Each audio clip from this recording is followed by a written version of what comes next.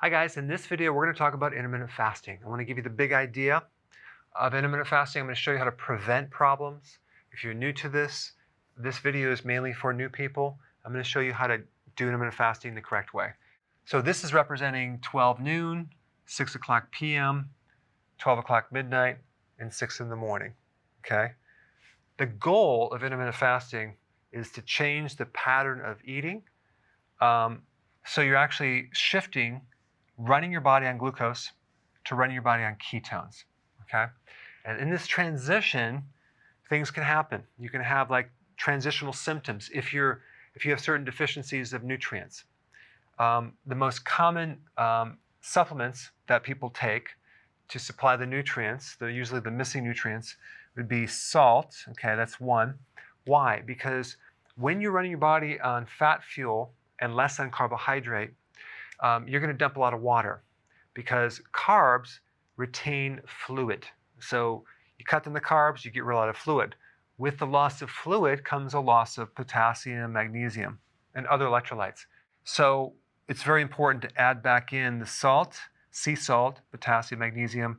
You can take an electrolyte, consume a lot of vegetables. But in this video, I'm not going to cover like exactly what to eat. I'll put a link down below for that. This is mainly the intermittent fasting part. So these supplements are important to make the transition very smooth. So many people are deficient in magnesium, potassium, B vitamins, and so everything is magnified when they go into ketosis, which is burning fat. And then B vitamins are very, very important in the metabolism of, fats, even protein, and even carbohydrates. So we recommend nutritional yeast as a good source for B vitamins. Get the one that's non-fortified. That way you don't have to deal with all the synthetic B vitamins that are out there. Some of the symptoms that you may experience in this transition: fatigue, headaches, nausea, dizzy, rash, dehydration symptoms, and also uric acid symptoms. So you may have a little touch of gout because uric acid in your body has another function as an antioxidant. So your body is raising certain antioxidants to actually help counter the oxidation. It's part of the healing process. But this is temporary. It's not an issue. And I'll show you how to resolve it. And you may even lose some hair if you're deficient in B vitamins.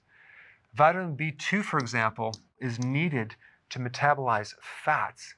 So if you're actually eating more fat, you're going to need more B2. You're also going to need more B1. So to avoid all these, if you take these, you shouldn't experience any of these, okay? These are not normal.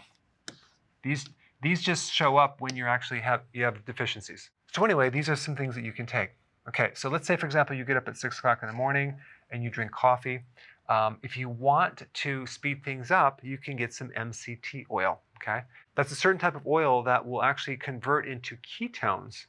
So if you take MCT oil, it has a different metabolism than other types of fat, and you'll increase ketones, which means you'll feel like you're in full ketosis, but you're really not. You're in a transitional phase that you may be, let's say it's 3 days in or 2 days in, and you're like 40% into ketosis, but not 100%.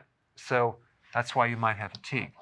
So to make this easier on you, you can actually take in MCT oil, build up the ketones, so you'll have not just energy, but that fat will allow you to be satisfied to go longer with your fasting, okay? Most people eat at 8 in the morning, 12 at noon, 6, and they have snacks in between. What we want to do is we want to start with like a 16-8, but do it gradually so it's easy. So, you can start with 3 meals, no snacks. Then you go 2 meals, no snacks. But 16-8 means that, let's say, for example, you ate at 10 o'clock in the morning as your first meal and 6 o'clock as your second meal. That actually is 8 hours, okay? That's your eating window.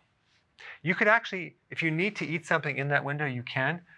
It's not advisable, but if you need to, go ahead and do it. But ideally, it would just be eating 2 meals, 10 and 6. And then from 6 all the way here, we have our fasting period. That's 16 hours, okay? That would be the first step. But what you're doing is you're pushing this first meal forward. Each day you push it forward. And the rule of thumb is you don't eat unless you're hungry. So you just need to go longer and longer in the morning until eventually there is no breakfast. You're just having your lunch as your first meal. I personally like to consume my eggs and bacon as my first meal. My first meal is like right around here, but that's my so-called breakfast, but I'm having it at lunch, my late lunch. Some people have a blood sugar problem, okay? They're a diabetic or they're pre-diabetic, and so they may find when they do this that their blood sugars are higher in the morning when they wake up. So I want to just mention that. I have a video on that, but I just wanted to mention that that usually is because they have what's called insulin resistance. And another reason is that this hormone cortisol, which is a stress hormone, spikes at 8 o'clock in the morning, okay? It's not exactly at 8. It could be like at 7:30 or 8:30. But when cortisol spikes, it mobilizes glucose for the flight or fight mechanism or the action that your body needs. So it needs this sugar. And it also suppresses insulin. So we have the situation where we have high sugar and when we wake up in the morning. And just realize this is a temporary situation, but it would be very, very smart to exercise this sugar off, to burn up this sugar through exercise in the morning. And I really recommend people exercise in the fasting period, okay? So if your first meal is right here and you're exercising right here, you already are in hardcore fasting, and then you exercise on top of that, you'll see even more benefits than if you exercise right after the meal. So this is what I recommend right here.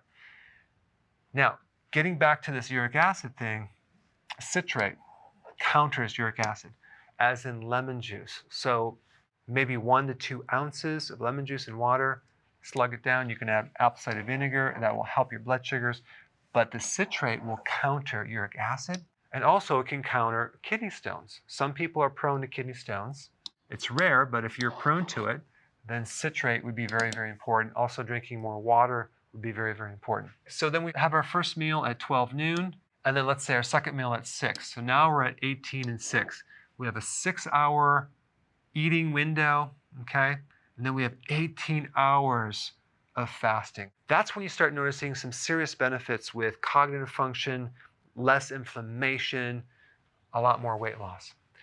Now, if the person has insulin resistance, they usually have fatigue after they eat, and the fuel is not going into the cell. So they'll eat and they're not satisfied, and because you eat in general, there is going to be a spike in insulin, and pre-diabetics or diabetics have more insulin than other people, and that insulin is going to make them tired after they eat because they have the spike there. So they're going to feel like they're wanting to take a nap. But as they do intermittent fasting for a longer period of time, this tiredness goes away. They'll start absorbing nutrients into the cell. They won't get tired anymore, so it's very, very therapeutic. And then, of course, you have the 20 and 4. You're eating, let's say, at 2 o'clock, and your second meal is at 6. That's a 4-hour window with 20 hours of fasting. You can get even more benefits from doing fasting from that. But there are a lot of people that are in their 40s and 50s and 60s that have a slow metabolism, and they need to lose a lot more weight. And that's why I recommend the OMAD, 1 meal a day. Okay, so we're going to do 1 meal a day, so that would be like 23 and 1. All right?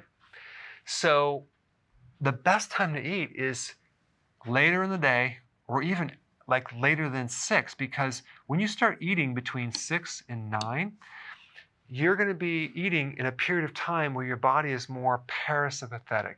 And that's part of the nervous system that's responsible for relaxation and digestion. They'll get better digestion. This could be why a lot of people like to snack later at night. And in that case, I would recommend, if you're doing 2 meals, do a meal right here and then do a snack. Let's say pistachios as you're sitting in front of the TV. So it's kind of like a meal and a half, okay? And then you work on pushing this meal forward and forward and forward to the point where you have just 1 meal somewhere between 6 o'clock and 9 o'clock. And that way you're going to eat enough food where you're satisfied. And if you're at 1 meal a day, your weight loss is going to be so much faster. I mean, if you have a lot of weight to lose, why mess around? Why not just jump right to here, lose all the weight as quick as possible? It's not an unhealthy thing. It's a very healthy thing. Realize that the amount of food that you're going to eat in that 1 meal, though, is not going to necessarily be the same calories as 3 meals because it's just too much food. But the nutrition requirements are a lot less when you're doing intermittent fasting because your body gets really conservative and it starts recycling nutrients and proteins. So you're not going to have to worry about trying to get the same amount of calories. And if you have blood sugar problems, it's not a bad idea to add a little apple cider vinegar, maybe a teaspoon or a tablespoon in a glass of water in the evening, and you're going to find your blood sugars will be actually pretty good through the entire night, and especially in the morning. So your next step is to get started. I put a link down below to give you this in writing. Thanks for watching. So if you want to get notified with all my content, click the notification bell next to subscribed.